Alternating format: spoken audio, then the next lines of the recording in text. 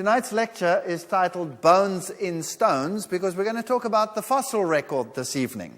And fossils have always piqued the interest of young and old, so what are all these bones in stones and why are they so different from what we see today?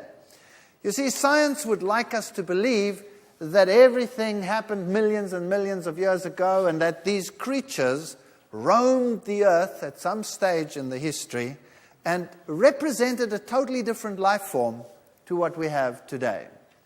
As we looked at in the last lecture already, we went through the geological column, which nowhere exists in toto, and then we also mentioned that there were creatures in that geological column, which science says reflect an evolution of life from simple to complex. That's at least how it is put in the textbooks, how it is presented at the schools. And basically, the theory goes that the eukaryotes, that's the unicellular organisms, from the simpler ones to the ones that have a nucleus like we have, they evolved over millions of years. And then from some 600 million years ago, suddenly we have this tremendous record of life on Earth, starting with all these creatures through time until we get to the hominids in the later periods of this development. And we are told that this evolution is one that reflects simplicity to complexity. So that is how it is presented in the schools. In the lower areas, they will say you have primitive creatures such as these, but in actual fact, you don't have primitive creatures. Let's get this thing straight. There is no such thing as a simple organism. Every organism on this planet is highly, highly complex. And what we have here is marine animals, marine sessile animals, largely in the base of the column, so creatures that crawl around on the bottom. When we go a little bit higher in the column, we have things which move and swim, but there is nothing simple about these organisms. They have highly, highly complex biochemical systems, anatomical systems. All is there. Everything has been developed. As we go higher into the Silurian, you have some more creepy crawlies and some materials. Then we come to the Devonian, which is known as the age of the fishes. So we have many, many fish in the Devonian, and the record is just covered in fish. Some very interesting fish fossils. We'll have a look at those in a moment. Then we go higher, we come to plant material. And it's interesting that the plant material that we have represented in the Mississippian, Pennsylvanian, excludes many of the flowering plants, or the modern ones. So it is assumed that these came first and the others came later. Although there are some very interesting anomalies which we will deal with later. So that's more or less what science says it looked like. It was an age of ferns and cycads and interesting organisms like that. Then come the age of the larger creatures. First you went through the amphibian phase, then you come to the age of the reptiles, the Triassic, the Jurassic, the Cretaceous. Suddenly we have this blanket destruction of everything. And then comes the age of the mammals and the birds. And we are told that this is a record of how life evolved. But there's more than one way to get a record. For example, if I have a pond in my back garden, and a bulldozer comes along with a pile of mud and covers my pond from the side in some catastrophe, and at the bottom of that pond there were some plants and creepy crawlies, and then some snails on the mud at the bottom, and some goldfish swimming in my pond, and a duck on top. And if all of these were buried, they would be buried in that sequence. So if I dug them up one day and I found the worms in the mud at the bottom and the snails a little bit higher up and the fish, my goldfish, preserved in mud a little bit higher and a duck still higher, would I then conclude that the worms gave rise to the snails, to the fish, to the duck? Not necessarily, right? Mammals and birds tend to float. So there are other ways of explaining this structure that we find in the fossil record. And we don't have to go into great details. We'll see what the general picture actually is all about. So now fossils that we find determine the age as well. For example, this is the principle of fossil correlation. If I find this particular fossil in one layer at a particular place, and I find the same fossil in another area also in a layer, then I conclude that the two layers are of the same age. So how is the age of the layer determined? By the fossil that is in the layer. So this layer gets its age from the fossil, and this fossil gets its age from what? From the layer. That's circular reasoning. So it's as old as the layer because the fossil is as old as the layer, and the layer is as old as the fossil because the fossil is as old as the layer. Get it? But there's no age. So whatever age you want to put at it, well, that's fine. Whatever you want. Now, even the old textbooks say, if covered by moist sediment, weathering is prevented, and for these reasons, quick burial is perhaps the most important condition favoring fossilization. Things have to be buried quickly in order not to rot away and disappear. And then also, waterborne sediments are so much more widely distributed than all other agents of burial that they include the great majority of fossils. So everything seems to be buried in water, and everything had to be buried rapidly. What buries a whale or a dinosaur rapidly, except some major catastrophe? And everything seems to be buried in water sediments, but there was no water catastrophe, no flood. Does that make sense? It doesn't really make sense. So if you have modern textbooks, you'll see pictures like this. Dinosaurs, and then there is an eruption of some volcano. These are Allosaurus and Stegosaurus walking around. They get buried, and then after a while there's some erosion that takes place, and they are exposed, and then you can find them and study them. And then this is how it happened. But this is not what we really see. What we really see is organisms washed into position by water. Now, how long does it take for something to fossilize? We've already looked at that. It doesn't take very long. Remember those teddy bears that fossilize in water that is high in the minerals that are needed for the purpose? Here is a hat. This is a miner's hat, and it's in a museum in Australia. It comes out of a mine that was vacated some 30 years ago, and it's solid stone. So it turned into solid stone in a very short period of time. All right, let's have a look at this fossil record. Here are some fish fossils, and you can see here are pretty intact fish over here, and there are sometimes huge areas covered in fish. In Africa, South Africa, we have an area which we call the Eka. It's one of these Devonian periods, and there are just hordes of these fish.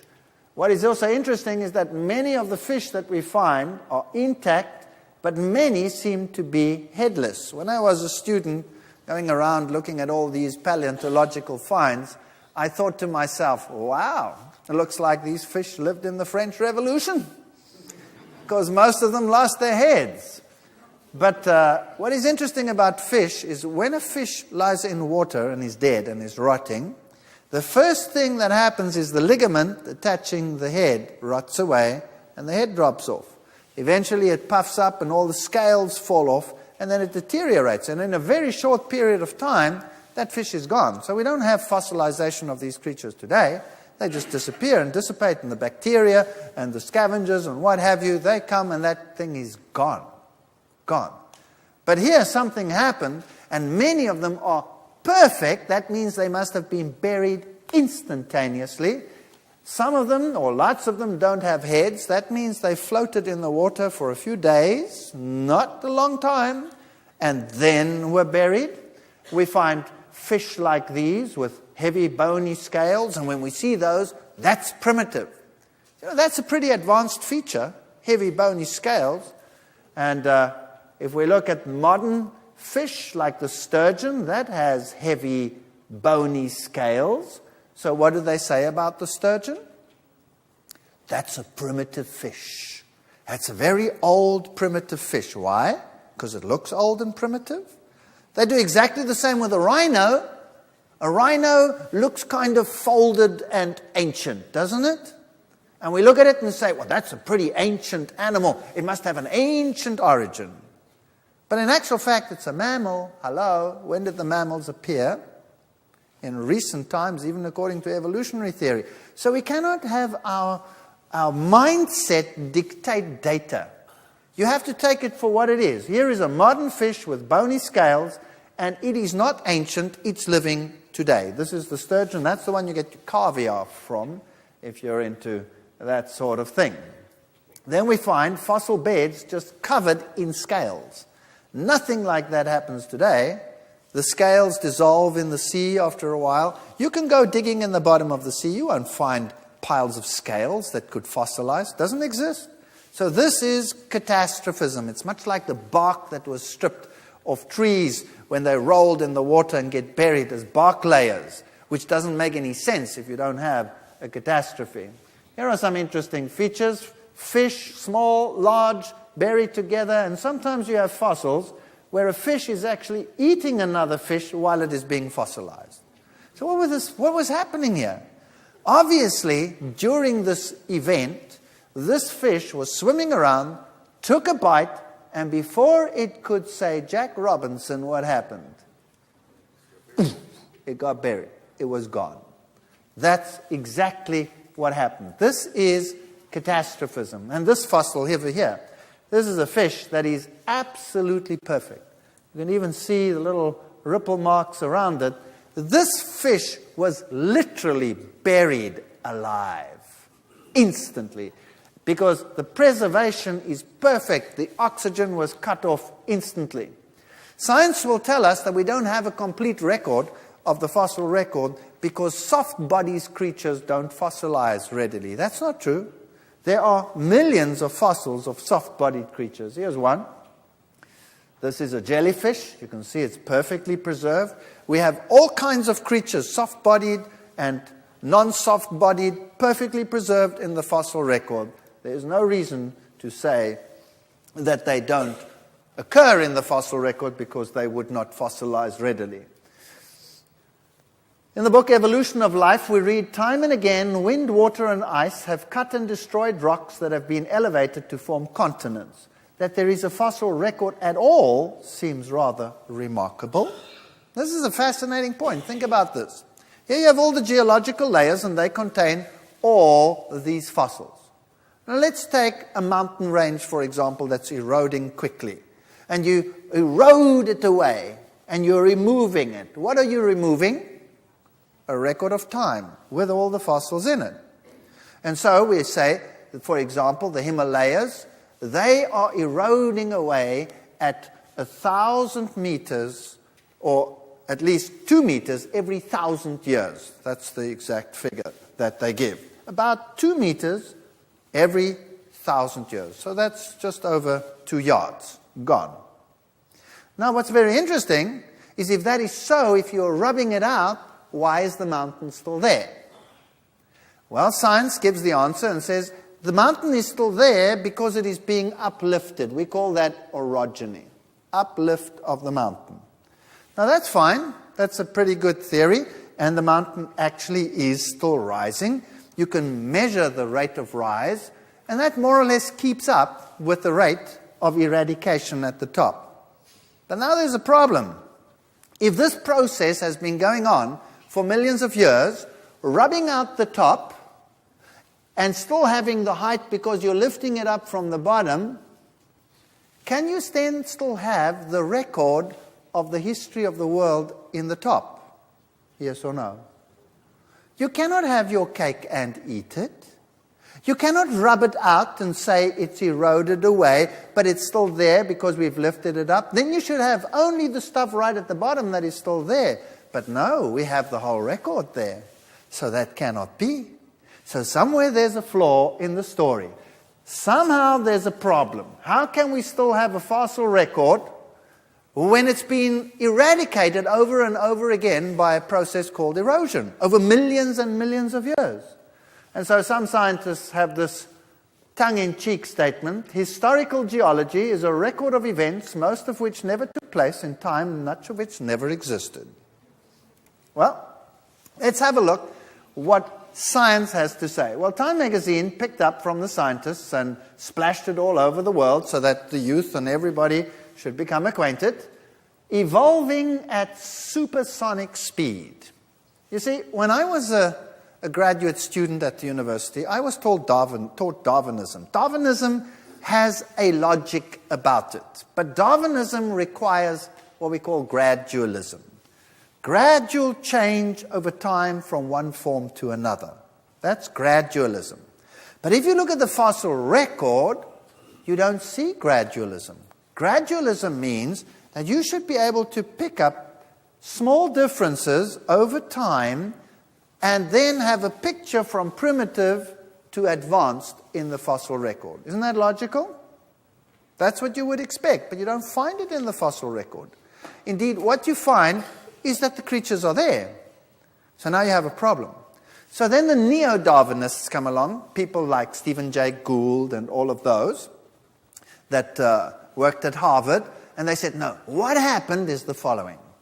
We had long periods of stability and then rapid change. And that's why we don't see any of these links between them. So evolving at supersonic speed. How quickly did things evolve? When life exploded. The Big Bang of animal evolution. This is now the scientific paper, and it was published in the journal Scientific American, a summary of the events as we know them today. Now, let's have a look who published this. The person here is Jeffrey Levinton, professor and chair of the Department of Ecology and Evolution at State University of New York, Stony Brook. And so he is a person who is well qualified to tell us what the state of affairs is today. So let's ask scientists themselves what the status quo is. He writes, the Cambrian explosion, that's that lowest layer where life suddenly appears, was characterized by the sudden and roughly simultaneous appearance of many diverse animal forms almost 600 million years ago. No other period in the history of animal life can match this, note the words, remarkable burst of evolutionary creativity. It's very interesting. And then he talks about the creatures that were present.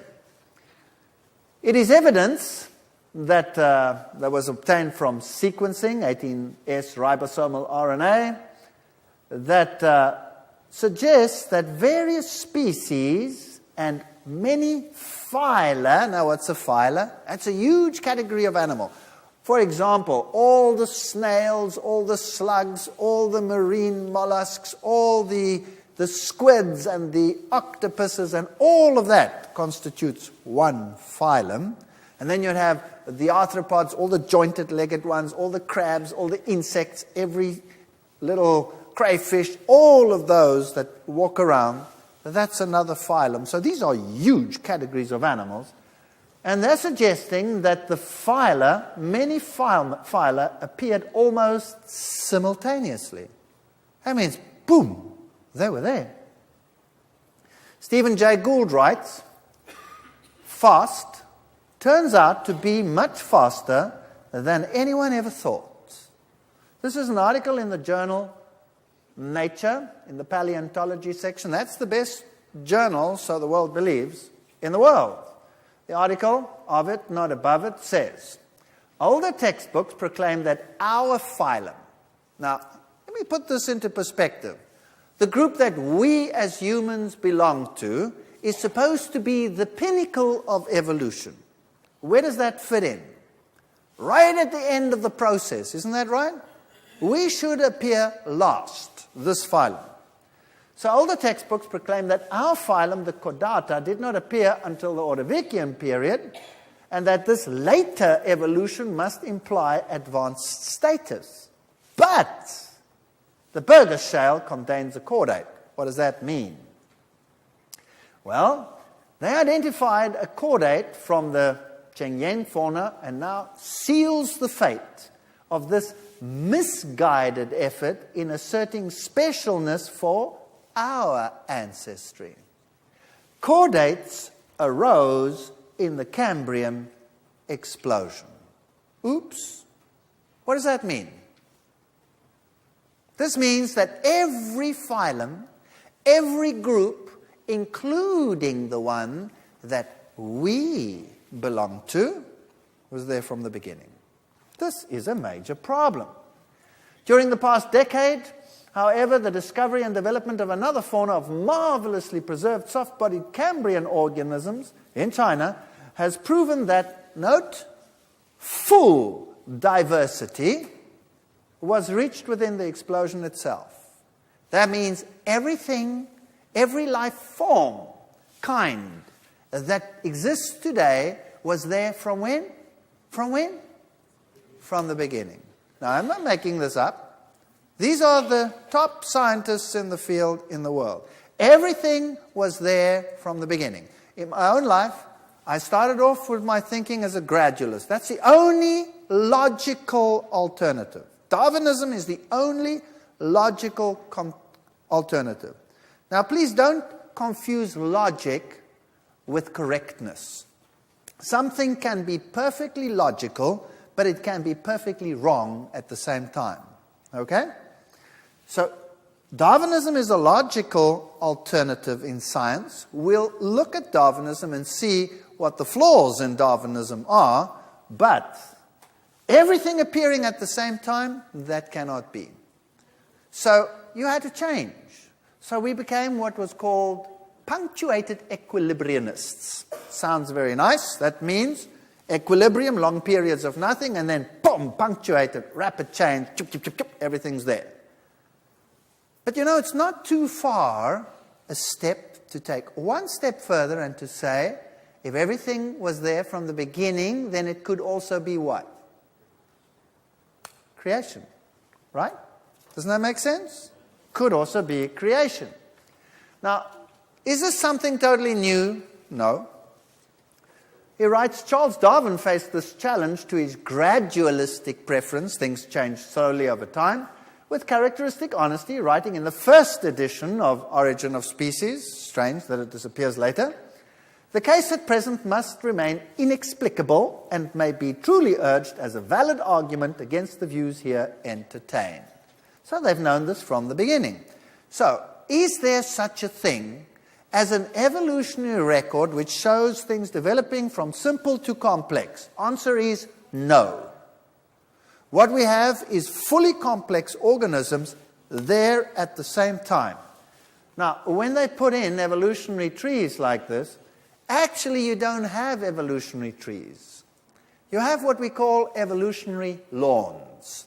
Now, a tree has a trunk. That means it starts with one, and then it goes up, and then it branches out into all the various branches. So everything started simple, developed, and then all the different things started developing. That's the tree of life. All these different creatures all over the place, starting from one organism and becoming more and more and more. That's what science would like to teach. But unfortunately, it didn't happen like that. What we have is a lawn. All the blades, boom, boom, boom, boom, boom, boom, boom, boom, boom, there at the same time. So the frogs look like this today. The frogs have always looked like that, right down into the record. And the fish have looked like that. And the sharks have looked like that. And whatever else, the lampreys and all of these have looked like that. And some of them are not around anymore, but we have similar ones living today. And so they link them all together, suggesting that they come from a common ancestor. But this bottom piece over here of linking them together is what? Is conjecture. Where does it come from? It comes from the mind.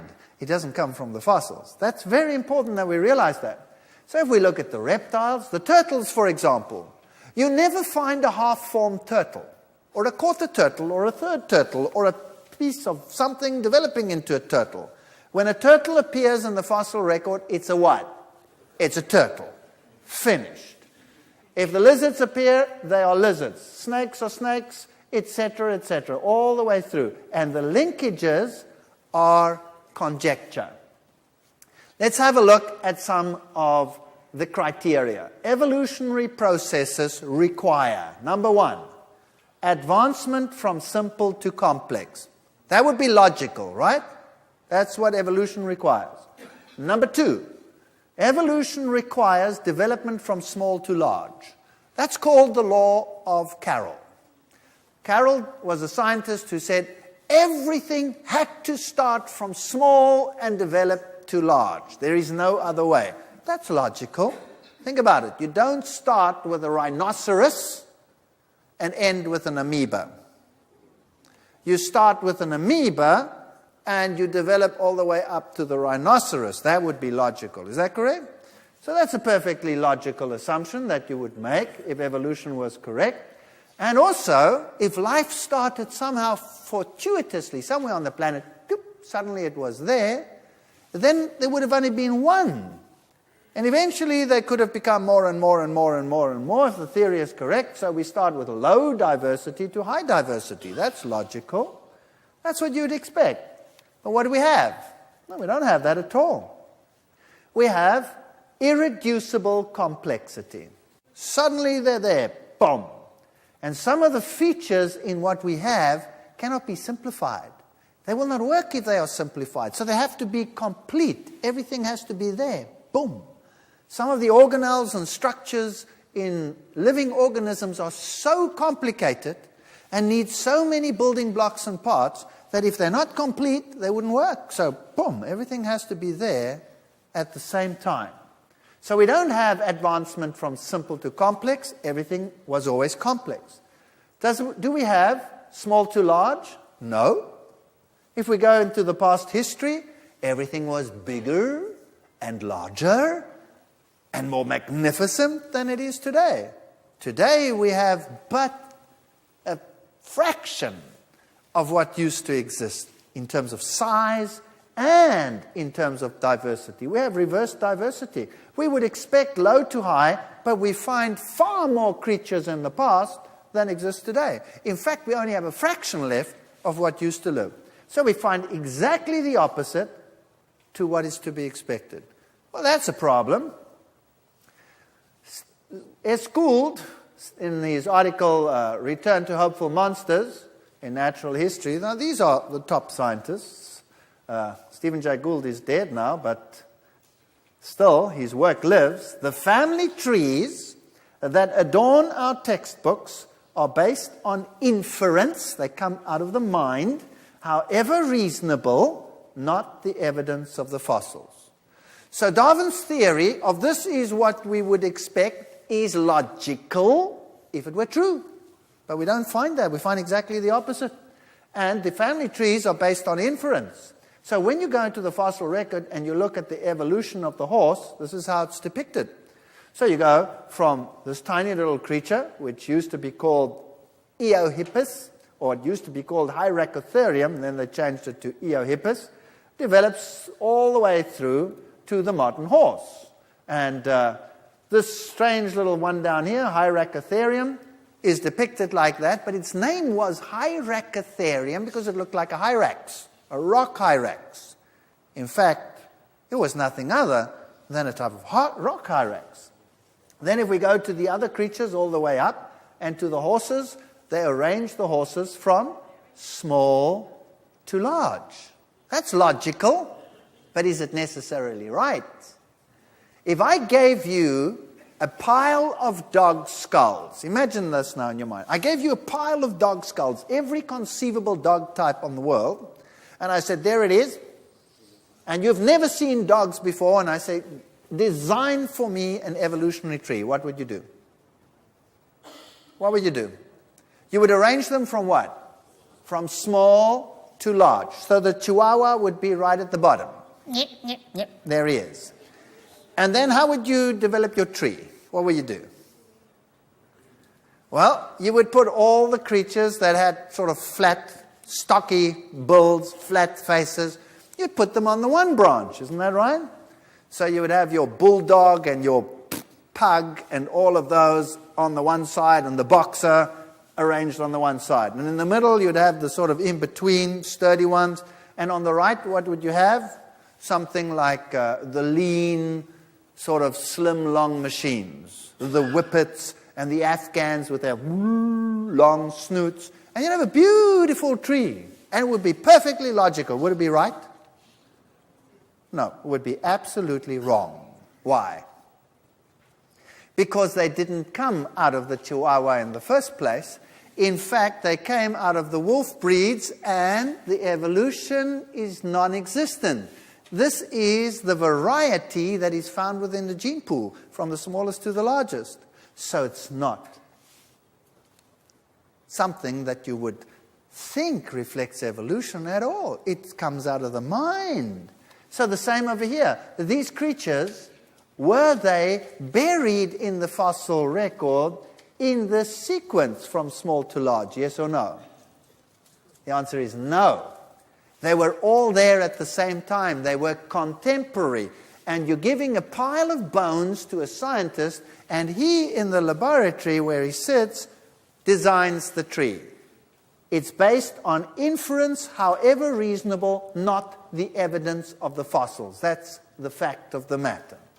So, today, do we have tiny horses? Yes. That's the smallest horse. Look how small it is relative to that hand. And that's the largest horse. That's the variation in the horse breed today. This has nothing to do with evolution. Nothing to do with evolution. Is that an ancient horse and this a modern horse? No, they both live at the same time. You have the entire range over there. These horses are magnificent creatures, but they are totally different to other horses. These are the very special breed of horses that you find on Iceland alone. They have got features which are totally different from modern horses, but we know that these horses are derived from normal horses that the Vikings took to Iceland 1,200 years ago. So these changes that we see have to be accounted for, but this is nothing other than a normal horse. So now let's go to the dinosaurs and all these interesting creatures. Well, here was an article in Time magazine about dinosaurs. Surprise, just about everything you believe is wrong. Well, that's nothing new. What did they look like? What were they? Did they give rise to birds, as is being told in the world today? Here's a sort of artist's impression of the Mesozoic period with all these creatures running around. Did they die in hot water? How did they die? Why did they only exist here in the Triassic, Jurassic, and Cretaceous? Why are they gone now? This is a typical tree of the dinosaur evolution, starting with the amphibians, and then how they all evolved, and there are all the modern ones sitting on top of the tree. Is this true, or is this conjecture? What is it? It's inference, conjecture, but it's not based on the fossils. So how did they get that? They had all the creatures, they're all in these layers, they take them, and then they put them together. Is there anything leading up to a stegosaur or any one of these, a brontosaurus or a tyrannosaurus rex or a triceratops over there? Is there anything leading up to it? Yes or no? No? When they're there, they're there. That's it. That's what you got. Everything's finished and ready. So here in your country, the great formations are the Morrison Formation, where you have many, many dinosaurs. But you have a selection. You have largely one, Allosaurus. Where's the rest? And he was supposedly a carnivore. What did he eat? Why aren't those fossilized as well? There are strange assemblies of fossils. And then if you look at them, these creatures are orientated in the direction of stream flow. There's an Allosaurus for you. Or this one over here, the terrible Tyrannosaurus rex. Now, what happened to him? Was he a vicious carnivore? What did Jurassic Park do with this creature? Everybody was running around screaming in fear. Is that correct? Because this vicious carnivore was going to destroy everything in its path. Why is it a vicious carnivore? Because of its teeth, right? Now, if you look at this creature, you have to remember a few things. This was a giant animal walking on two legs with tiny little hands in the front. If it had to catch something, with what would it have to catch it? With its front little paws, and it would have to bend down and try and catch it with its mouth while this creature was trying to run away. Now there's a law in science which determines what can be a carnivore and what cannot be a carnivore. You see, an elephant would make a very poor carnivore. Why? Because it is too huge. It is too bulky. It has too much momentum when it is running. Can you imagine an elephant trying to catch a gazelle? And the gazelle is going, the elephant's going, and the gazelle goes, and the elephant goes, for another 5 miles, makes a U-turn and tries to come back. Forget it. They will be useless as carnivores. So what do? They eat plants. I could still envision an elephant being a scavenger, maybe, but would he get enough to eat? It would be a catastrophic life if even a fox becomes as thin as a rake from trying to find enough food. Isn't that right? So large animals like these, just by sheer body mass, would be relatively useless carnivores. And then those teeth. Those teeth are in very shallow grooves. So they are good for crushing, like shredding machines, crushers. But holding on and ripping out, well, could end up without teeth, you know. It would not be very effective. So were these creatures really what we make them out to be? Fresh T-Rex bones. This is in the journal Science. It was like looking at a slice of modern bone, but of course I couldn't believe it. I said to the lab technician, the bones, after all, are 65 million years old. How could blood cells survive that long? You see, we found bones with blood cells still in them intact. Could they be millions of years old, yes or no? These are questions which boggle the mind. Maybe these creatures didn't live so long ago, and maybe these creatures were not what science would have us believe them to be. If you go to a museum of natural history, any one of them, this is what you will see. Dinosaurs running around, and what are they all doing? They're all ripping each other apart. Isn't that right? They're all ripping each other apart, bleeding and blood gushing, one screeching and running while the other one is taking a bite out of the side. That's what you see out there. Here you see another one. These come from the British Museum of Natural History. This one being attacked, and you have much blood and gore and ripping. And the displays that you have the blood around the face and the blood around the feet and all of these things. And these things are all depicted as highly vicious. Do we have creatures today that have short little arms in the front and big legs at the back? Yeah, we have kangaroos. They're great carnivores. Have you seen them running around killing everything? Blood all over the place? No, you don't. You know, the anatomy is just not suitable for that. So what is the story over here? Is it really like that? Well, you had tiny little dinosaurs like this one. Some dinosaurs were just the size of a chicken, not very big. Did you know that reptiles continue to grow? And they get very, very, very, very, very, very old. If you take tortoises, for example, if you have a tortoise that's a few days old, how big is it? It's about that big. It's about that big. And if you come back in 300 years, if you survive that long, how big would it be? It would be about that big, right? And so on the Galapagos Island, you have huge tortoises. And what if you came around 1,000 years later, how big would it be? Whew, it would be a pretty big thing, right? And we have some very amazing creatures today. Here is one of them in display in the Museum of Natural History in London. You can see by the scale of things. I mean, these things were huge. This creature was probably a swamp creature, walking in swamps and feeding off the swamps. And here is a Triceratops, obviously a plant feeder. Look at its mouth. It's exactly like any creature that would eat plants. Tortoises have mouths like that, so this was a plant creature. So it had these vicious horns on the top. Brrr. Why? Well, you see, it had to protect itself against what?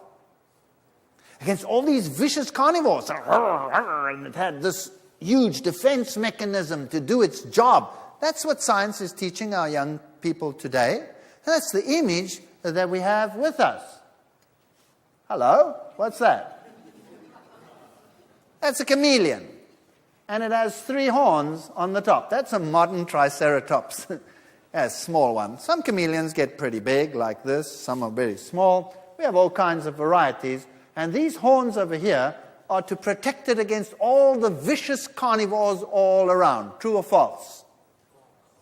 Very false. What are those horns for? Those horns are there to look sexy. Exactly. When a female looks at those horns, her knees just begin to wobble. And that's what happens. Now, this is a very common thing in nature. If you take reindeer, for example, what do reindeer look like in the breeding season? What does the male look like? He has these huge antlers. He is so impressive, right?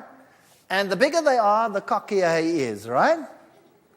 And then the breeding season comes and the males, they test their horns, and the females watch and are very impressed. And the guy with the biggest antlers, like the youth today with the best hairstyles, they get the ladies. That's the way it works.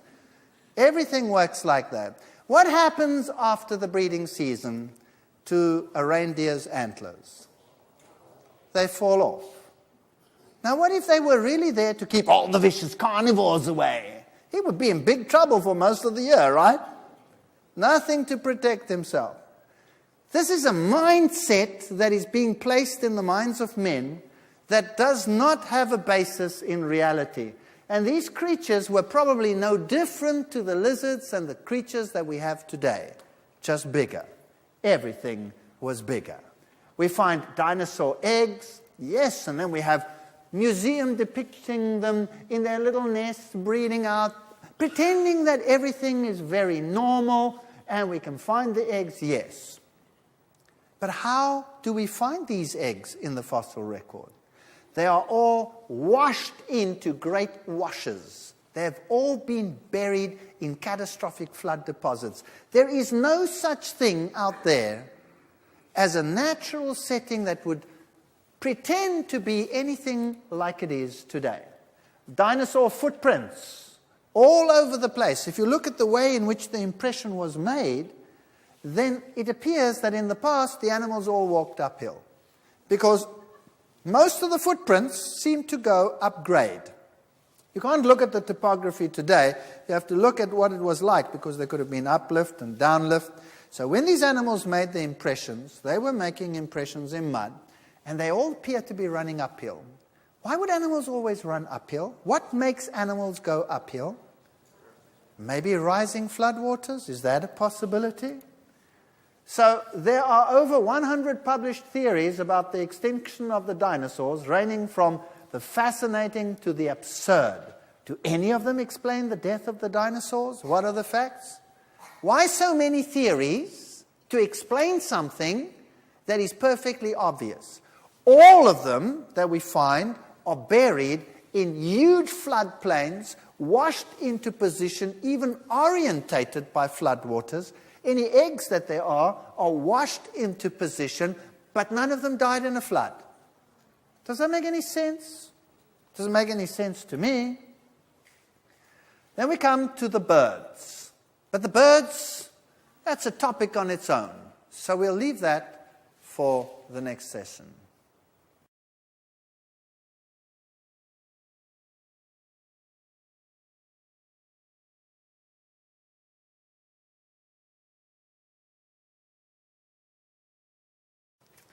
All right, did dinosaurs give rise to birds? That's a very interesting question. Science says yes. That is at least what we are taught. That's what the kids are taught. Oh yes, there's the oviraptors and the velociraptors and all these strange-looking creatures all over the place. and they're depicted as taking care of their little eggs. And we have fossils where there are feathers, and there was a transition from the dinosaurs to the birds. Archaeopteryx, a very famous fossil, is now generally accepted that Archaeopteryx was a bird with fully formed flying feathers and a wishbone. Here is the prime candidate today for the transition. This is Sinosauropteryx, and there is the fossil. And if you look carefully, you'll see these little things over here, which seem to be feather impressions, although they're not very clear as feather impressions at all. And we'll see what the top scientists in the field have to say. These are all publications in journals like the journal Science, which is, of course, the equivalent of Nature, so great journals. New research shows that birds lack the embryonic thumb that dinosaurs had, suggesting that it is almost impossible for the species to be closely related.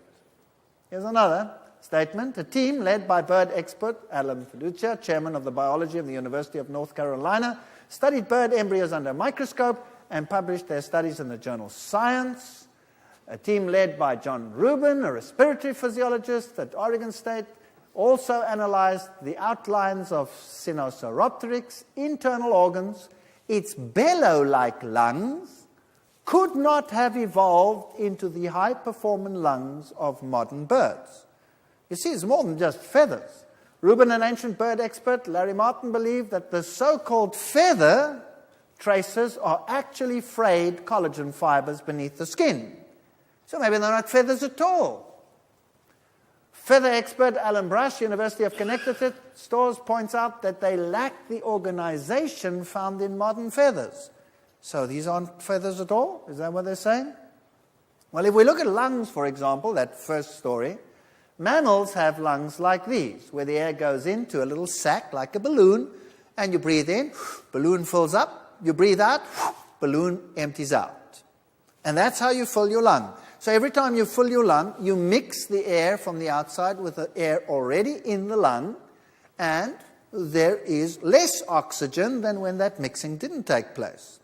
So now, if you go climbing, when you get to a certain height, you become breathless. Why? Well, the air gets thinner, there's less oxygen, and you're battling, and you're mixing. So if you go to the top of Mount Everest, what do you have to take with you to survive? Oxygen bottle. You have to take an oxygen bottle. And then you stand up there with your oxygen bottle and try and survive. And while you're standing and looking at the view, you hear quack, quack, quack, quack, quack, quack, quack, quack, quack, quack, quack, quack, quack. And what flies overhead? A bunch of geese. And you think, what have they got that I haven't got? How come they can be up there and I can't be up there? Well, you see, birds have different lungs. They don't have these air sacs where there is a mixing of the air. Like in our case, birds have a bunch of sacs before the lungs and a bunch of sacs after the lungs, and the air passes straight through in little tubes. So the anatomy and the physiology is totally different in a bird lung to what it is in a reptile lung or a mammalian lung. So the one could never give rise to the other. And also, feathers are highly complex structures that could never develop incrementally to be efficient. They would have to be there, fully formed, or be useless for flying, or one of the two. So here you have huge problems in the physiology. Here are some more statements. Storrs Olson is creator of birds at the National Museum of Natural History at the Smithsonian Institute. And he wrote a response to a National Geographic article which just plasters it across the world that it's a fact. Birds came from dinosaurs. Listen to what this expert has to say to them. The feathered dinosaur pictures are simply imaginary and have no place outside of science fiction. Are you ever told this at the school level, yes or no? No. Nobody hears this. You only hear one-sided propaganda. In fact, that is unfair science because it's based on a lie. The idea of feathered dinosaurs and the theropod origin of birds is being actively promulgated by a cadre of zealous scientists acting in concert with certain editors at Nature and National Geographic. So there seems to be an agenda in the scientific world, who themselves have become outspoken and highly biased proselyters of the faith. Truth and careful scientific weighing of evidence have been among the first casualties in their program, which is now fast becoming one of the grander scientific hoaxes of our age, the paleontological equivalent of cold fusion. There's no such thing. And yet, our children are being subjected to it every single day. He writes here, Alan Feluzia, chairman of the biology department at the University of North Carolina, he writes, "It's biophysically impossible to evolve flight from such large bipeds with foreshortened forelimbs and heavy balancing tails, exactly the wrong anatomy for flight.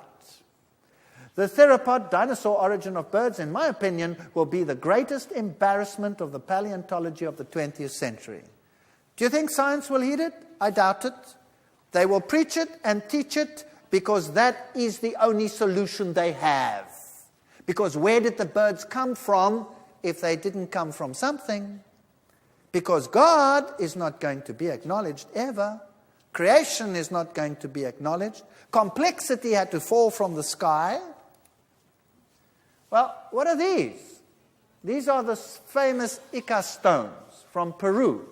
What is that? These are stones drawn on by ancient Indian cultures. And what do we have there? That's a triceratops, if ever I saw one. There you can see it perfectly clearly. These are flying reptiles.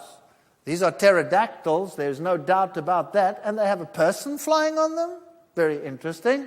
And they have all these creatures on the Ica stones. Is it possible that man and these creatures lived contemporaneously? Where do all the legends come from dragons and fighting this? Do you know that ancient writers, who are not even writing about science, but poets or just historians, writing quite generally, just in passing mention that these creatures, which they call dragons, live in Africa or in the jungles here, there, and everywhere.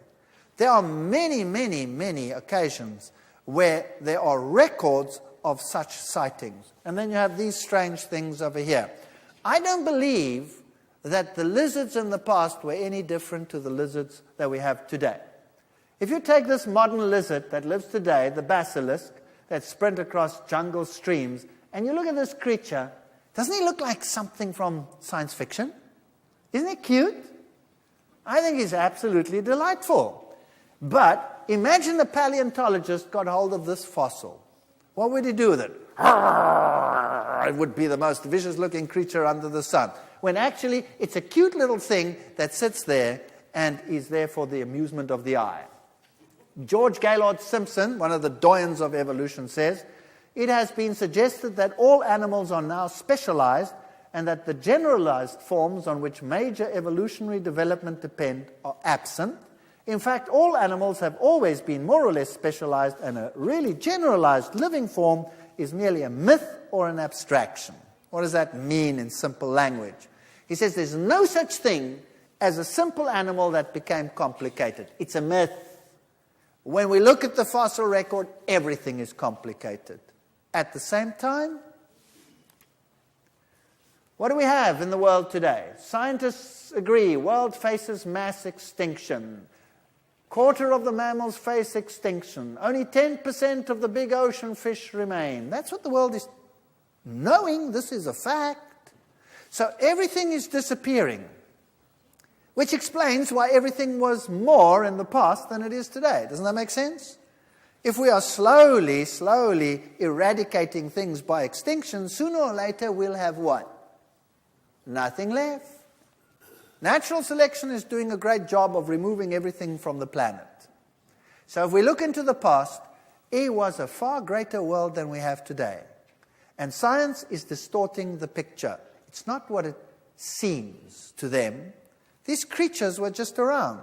So young folks, if the world were ever restored to what it was, what a delight it would be. How many creatures there would be.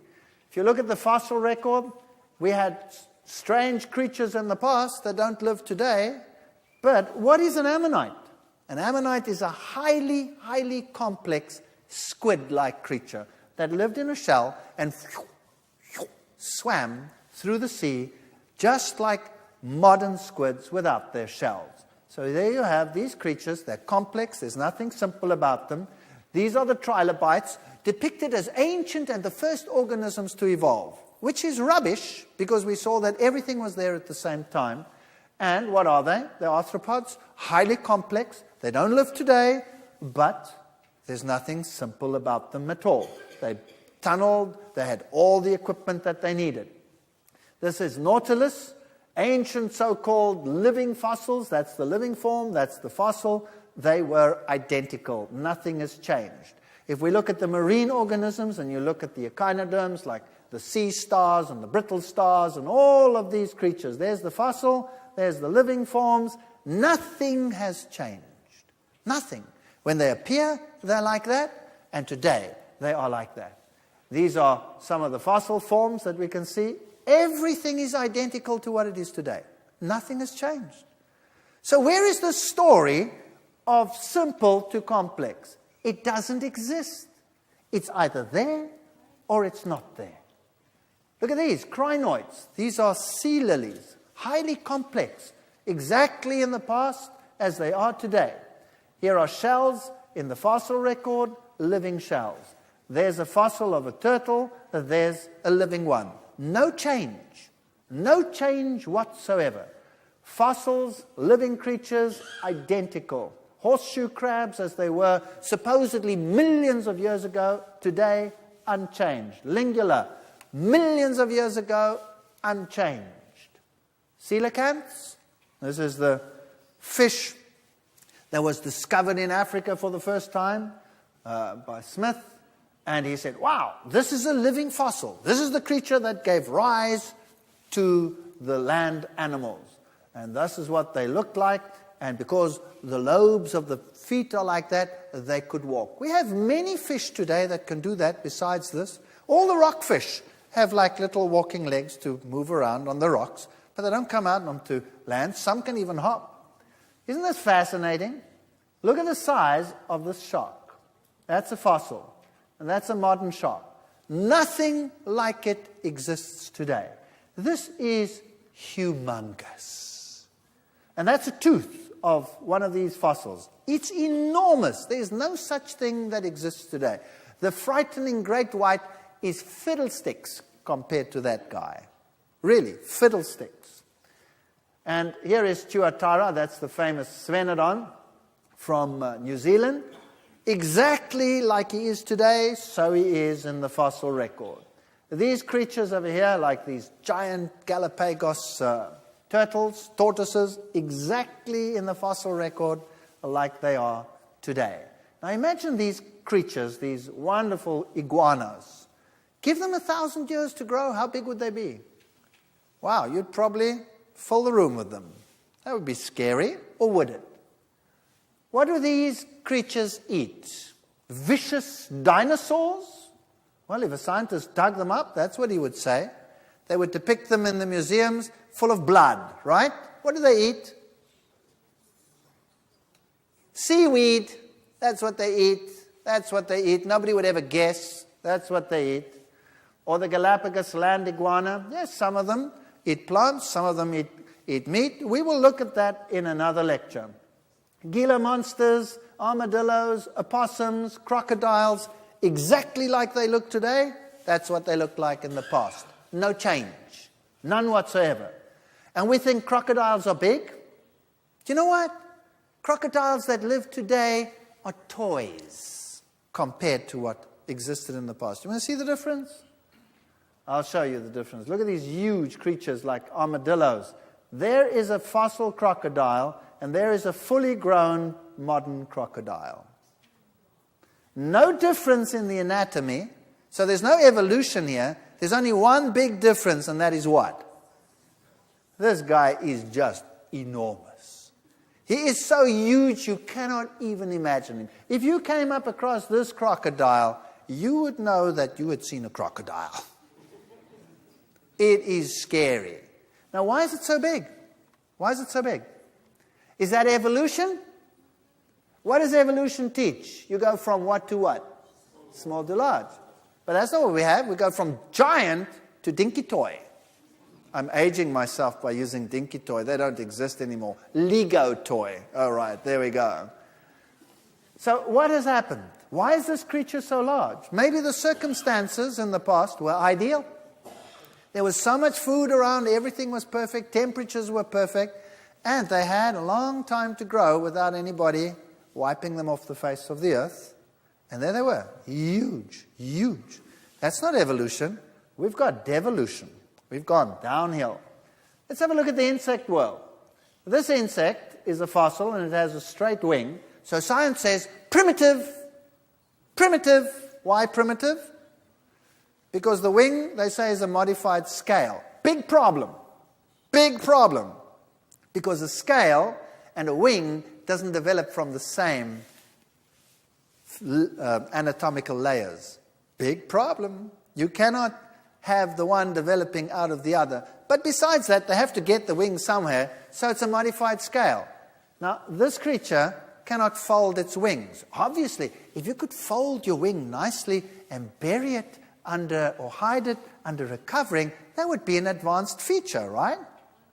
So this must be primitive. Here, just think of the mindset. So, what is this? Straight out wing. Cannot fold it, bend it, bury it, hide it. Primitive or advanced? Primitive. Is it? No. They all occur at exactly the same time. So again, it just comes out of the mind of the scientist. Or this wasp, perfectly formed, but the wings are straight. Primitive? No. Why should it be? Or this one. There's the fossil, there's the modern one. If you look at this creature over here, you would say, well, that's primitive, because it doesn't have a folded wing. Did you know that scientists use the dragonfly to develop the helicopter?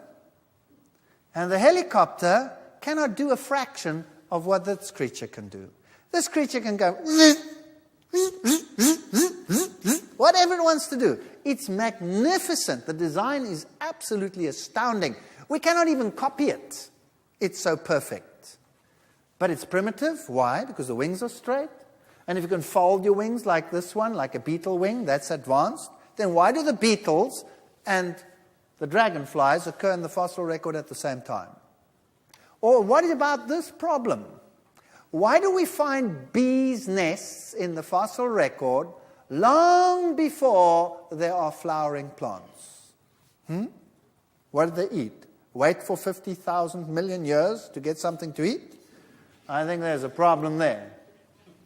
Here's a praying mantis, and there's a fossil. Unchanged. Nothing has changed. Here you have an eye of an insect. One of the most intricate structures known in the world today. The eye, of course, works totally different to ours. Our eye already is a nightmare to evolutionists. But this eye is even more of a nightmare because it's made up of perfectly shaped little mirrors, and each of them has to be absolutely perfect to work. You cannot get this to improve over time, and there are hundreds of these reflecting the light absolutely perfectly. In fact, NASA used this eye to design the mirrors in the reflecting telescopes that they use in space. They used this as a model. It's absolutely perfect. How did it come into being? Just like that? Because there's no incremental way in which it will work. It's either there or it's not. And do we have any evidence in the fossil record that there has been an evolution of the eye? No. Here is probably the most ancient insect that you can look at, and there's the eye. This is in amber. This is a fossil. Perfect. Perfect. No change. Here's another insect in amber. They're unchanged. Here's a cricket in amber. Unchanged.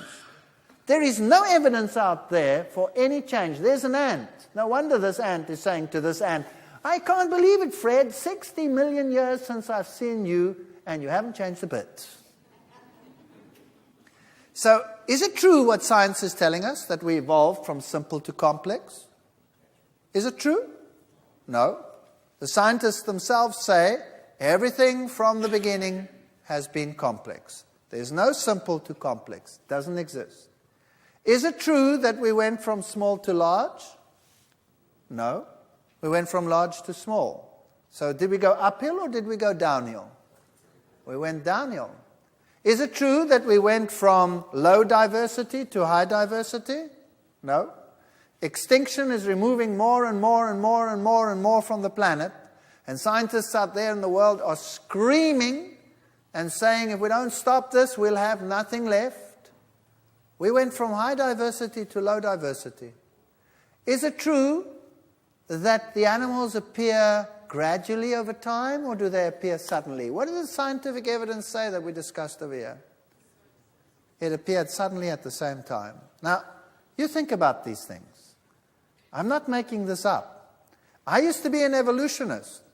I used to believe in evolution. In fact, I hated God. I wanted nothing to do with God. And I had no option but to be an evolutionist because I left God out of the equation. I had no option. And so I wasn't being a hypocrite. I just was looking for a solution, and that was the only option available. Even as an evolutionist, I had to change from gradualism to equilibrianism, punctuated equilibrianism. Why? Because the fossil record didn't tell me what it should be telling me. It just didn't do it. It cannot do it, as you saw from the scientific quotes themselves. I had to change. So what's the big deal? If everything was there from the beginning, there's no difference between that and creation, except that you've left out what? God. That's it. That's the only thing they've left out. God. They're calling it sudden burst of evolutionary creativity, and they've just left out God out of the equation. That's it. So, is there a God or is there not a God? Well, you decide. This is the Welwitschia. Welwitschias are plants that just don't die. They just grow and grow and grow until they are very, very, very old.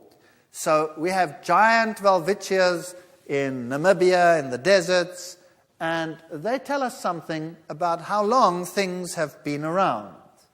If you go to the oldest trees in the world, the bristlecone pine is famous for it. The oldest ones around, how old? Well, the oldest Welwitschia around is between 4,000 and 5,000 years old. The oldest bristlecone pine, how old is that? Between 4,000 and 5,000 years. Some years ago they said, 6,000. But then they realized that they were not dealing accurately with the ring structures. And so today, everybody agrees, 4,000 to 5,000 years. That's it. Or if you go to the Redwood National State Park, what do you find? Giant trees, huge ones. And these are first-generation forests. You see, this tree is amazing because its bark is fireproof. So even if a fire sweeps through the forest, the trees survive. It's a first-generation forest, so there's nothing that was there before. How old are the oldest ones on the planet? Between 4,000 and 5,000 years. If you look at the river systems in the world, you have a Mississippi River over here. It comes down and it deposits whatever it deposits in the Gulf of Mexico. And there is no subduction there. The mud is not being taken away. It's all nicely enclosed. So whatever the Mississippi has brought down is where? In the Gulf of Mexico. The same with the Nile. Whatever the Nile has brought down, where is it? In the Mediterranean. And so, if you look at the mouth of the Nile, you'll have a huge delta where all the silt that has come down over the eons has been deposited. Now, they know exactly how much these rivers actually bring down, because people build dams in rivers, and a dam will eventually fill up with silt, and then it's no longer a dam. It gets useless. So they have to work out whether it's economically feasible to build a dam like that.